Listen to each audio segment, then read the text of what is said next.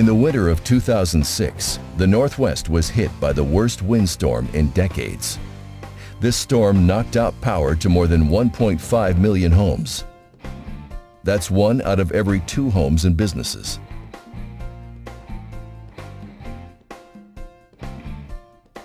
Tragically, 14 people died, and area emergency rooms were inundated with over 100 people suffering from carbon monoxide poisoning, many of them needing to be treated in local hospitals with hyperbaric chambers. The cause of the carbon monoxide poisoning was found to be people improperly using a charcoal grill indoors for cooking and heating, running a generator indoors, or running a vehicle in a closed garage. The normal use of propane and natural gas appliances or kerosene heaters does not cause carbon monoxide poisoning with proper ventilation.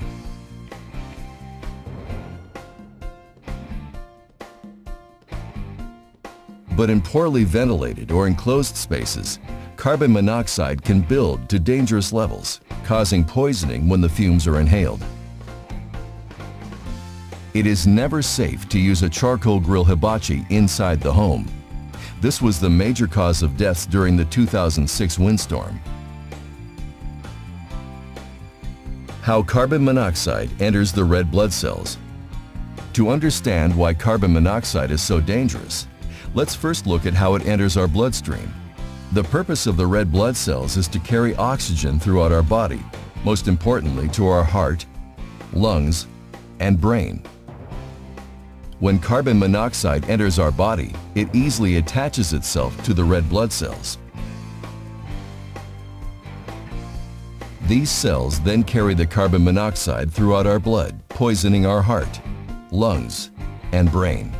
As the level of carbon monoxide increases, the amount of oxygen in our blood is reduced. This can lead to illness or death. Why is carbon monoxide so dangerous? This gas has no color, taste, or odor to it, so it's very difficult to realize when you're breathing it in. The effects of carbon monoxide poisoning. The effects of carbon monoxide can be variable. They can be mild, like dizziness, nausea, vomiting. They can be severe, as in coma, unconsciousness, or even death. The role of a hyperbaric chamber. Treatment in a hyperbaric oxygen chamber is critical to severe cases of carbon monoxide poisoning. It removes the carbon monoxide molecule from the red blood cells rapidly and eliminates the toxic effects. What to do if carbon monoxide poisoning is suspected?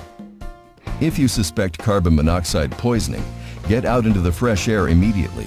Do not stop to gather belongings or pack clothes.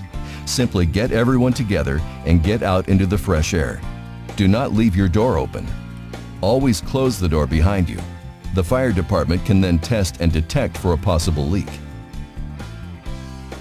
If you or your loved ones are experiencing the symptoms of carbon monoxide poisoning, contact your doctor immediately or go directly to the hospital and get yourself and your loved ones checked for possible carbon monoxide poisoning.